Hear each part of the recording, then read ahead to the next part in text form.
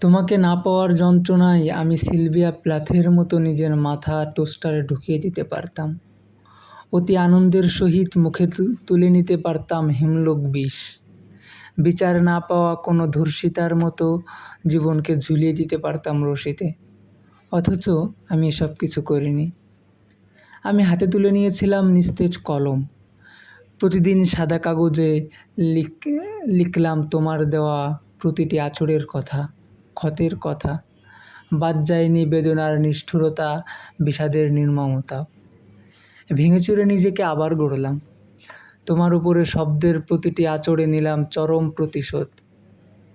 তোমাকে না পাওয়ার দুঃখে আমি নিজেকে বন্দি করে রাখতে পারতাম আলো বাতাসহীন চার দেয়ালের মাঝে কোনো কয়েদির মতো।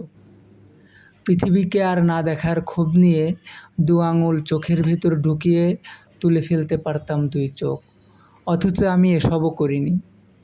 আমি ছুটে গিয়েছি সমুদ্র দেখতে। আমি পাহাড়ে উঠে ছুঁয়েছি মেঘ।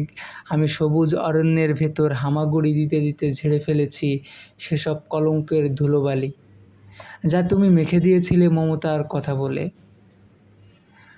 আমাকে ছোঁয়ার কথা ছিল মৃত, অথচ আমাকে ছুঁয়ে গেল বেঁচে থাকার তীব্র বাসনা। আমি শুধু প্রেমে পড়লাম পৃথিবীর সৌন্দর্যের। নজরুল বলেছিল, হে দারিদ্রতা তুমি মোরে করেছ মহান। দুঃখ আর যন্ত্রণাও যে মানুষকে মহান করে তুলতে পারে, তোমাকে পেয়ে গেলে কখনোই জানা হতো না। জীবনে কিছু অপূর্ণতা থাকা জরুরি। দুঃখ, যন্ত্রণা সবই থাকা প্রয়োজন। দুঃখ জীবনকে অনুভব করতে সহায়তা করে, নিজেকে আবিষ্কার করতে সহজ হয়। পাওয়ার আনন্দের চেয়ে কোনো সময় না পাওয়ার বেদনা বেশি মধুর।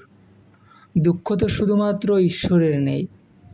মানুষ হয়ে জন্মেছি আর দুঃখ থাকবে না এমনটা আশা করা বোকামি না কও?